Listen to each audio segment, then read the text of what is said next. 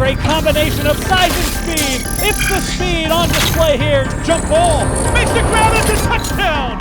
I cannot believe what I just saw. Welcome to the Deseret News Rewind's 5A Game of the Week. Our 5A championship game, the Lone Peak Knights and the Bingham Miners. Last year, Lone Peak got the best of Bingham in the semifinals with a 26-9 win, sending Bingham on what they call the revenge tour, deemed by their players. And now they got themselves back and a chance to get a win over Lone Peak. Well, they kind of got one earlier in the year in week 3, but that really doesn't count. They want this one in the championship game and a chance to redeem themselves from not getting a championship chance last year. For Lone Peak, they got that win over Bingham, but they too fell short of their goals, and now they're somewhat on their own revenge tour and get a chance to knock off Bingham and avenge that loss in week 3. A lot of animosity and a lot of chances for redemption in the 5A title game. Bingham in the haka to start this game. I won't even attempt to go there. Bingham head coach John Lamborn meets up with Lone Peak coach Mauer. Their teams are ready to go for this heavyweight battle. Early on, it was like a boxing match, landing a few punches, feeling each other out, and not much happening. Lone Peak would punt after their first drive. Bingham would turn in kind. They found some success on the ground, but a penalty would stymie the drive, and they would punt it away as well. Later, Lone Peak could get loose. Dakota Hansen dials one up long distance to Tyler McPherson. A much-needed big play. A few plays later, Hansen to McPherson for the 7th time in the playoffs, and it's 7-0 Knights. The Lone Peak defense was stout in the first half. Dane could not find a lane here. J.J. Loveland is there to make the stop. But the Knight offense couldn't take full advantage of the opportunity, and they would settle for a Thomas Rossi field goal early in the second quarter, and it was 10-0 Lone Peak. Well, the Miners would figure few things out. Dane to Cosper. The drive would stall, and the field goal just a little off, but it would remain 10-0 Lone Peak. First half coming to a close. Bingham comes alive. Dane, deep ball to Dax Milne for the big gain. Here is how you attack a football. Braden Cosper gets Bingham on the board with a big catch, and it's 10-7 Lone Peak. First time this season, Bingham would trail going into the half of any ball game. Second half, Knights keep airing it out. Bo Peterson with the catch. Few plays later, Hansen picked off by Daniel Lua. In my opinion, he's the MVP of the state. Daniel Lua. I mean, we haven't running the ball, we haven't playing DBs. He's picking one off, he's returning kicks. Miners on the attack. Dane to Cosper. Then Amoni Kaili barrels his way inside the 10. Lua got the turnover. Fitting he would get the touchdown on the direct snap. Miners take their first lead, 14-10.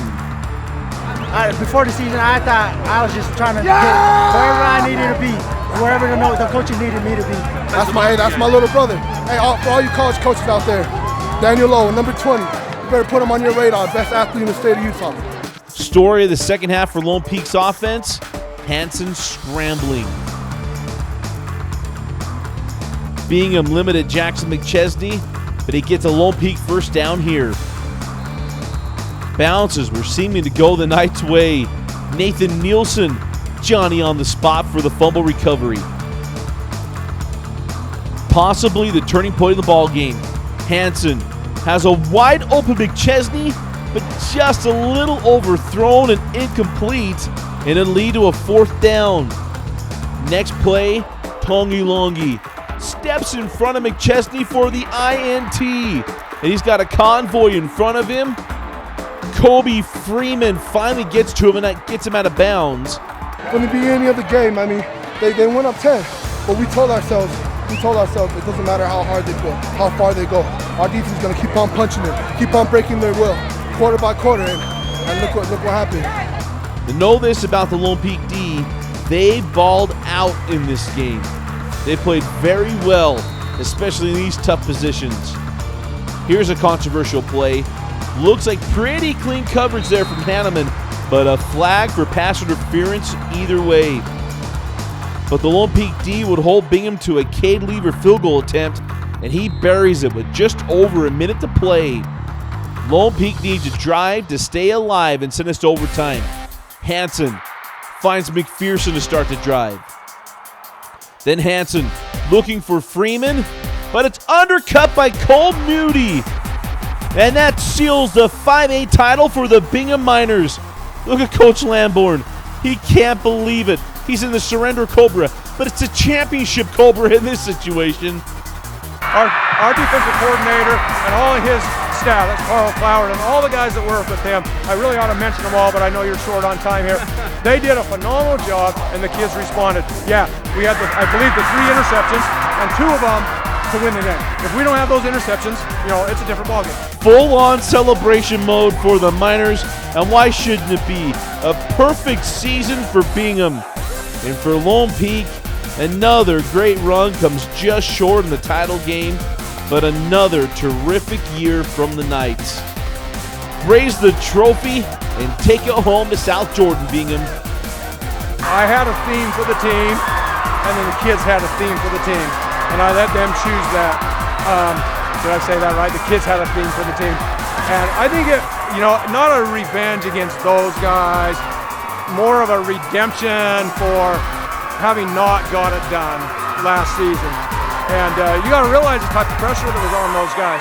I mean, obviously tremendous pressure given our history, and these kids, especially the seniors, wanted to go out. Thanks. The seniors wanted to go out, on a high note. So redemption is maybe a little bit more appropriate word that I would use, but the kids are going to use their language, and their language is revenge. And you know what? Not in a negative way. They didn't get revenge on the state. They got revenge on an outcome last year that wasn't quite what they wanted, and this one was in doubt for an entire 48 minutes on the clock, and they battled for 48 minutes, and they deserve it, and those kids right there deserve a lot of credit too. It feels amazing, man. It feels like it's everything. This is everything. This is everything we talked about from the beginning of the year. From the day we lost to Lone Peak, we told ourselves we're never going to feel that feeling anymore. We're going to work our butts off in the offseason. We're going to do everything we can do to get back to where we belong. And this is our home right here. This is our home right here. There's so many of them, and so many guys that have done so much from the time we started in 2000 all the way to where we're at right now. So this is a holy! I thought it was water. I got away from the water. He thought that was and you know what? I'm telling you guys right now, it feels like 80 degrees out here to me right now.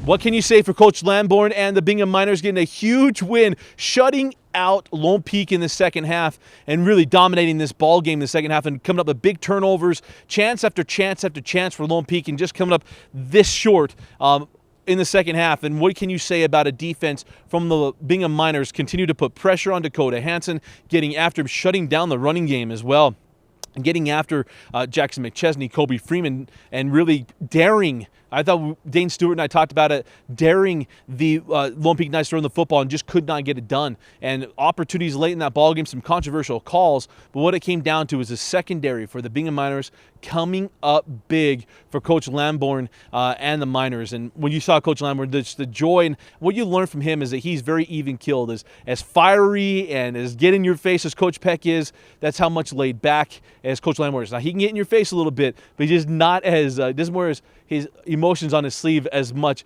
as Coach Peck. But that's certainly, you see the love that they have for one another and the respect they have for each other as well. And the talent that's accumulated on this Bingham team over the last 3 years has been great. J2 Fele, Daniel Loa, as Coach Lamborn said he thinks should be the 5A MVP, or at least he said the state MVP. I don't know which one he's speaking of, Mr. Football or the 5A MVP, but Daniel Loa is going to get some looks. He deserves to get some looks. He's played outstanding both the defensive end and the offensive end as well. But what a day for the Bingham Miners and for the Lone Peak Knights. It's been a heartache the last couple of years, getting to the 5A championship game and unable to finish the job. But Coach Maurer and the Knights, nothing to hang their heads over. It's difficult difficult to lose those games the last 2 years and by one possession, and it's hard to watch that happen for them. But what a game we had in the 5A championship game, and one that all of us we've been hoping for. We've been hoping for a good game in this tournament, and we certainly got in the two teams we thought would be here. And for the Bingham Miners, another championship to add to the collection since 2006, when Coach Dave Peck and the Miners ended their drought right here at Rice Eccles Stadium. Congratulations to the Bingham Miners on winning another 5A state championship.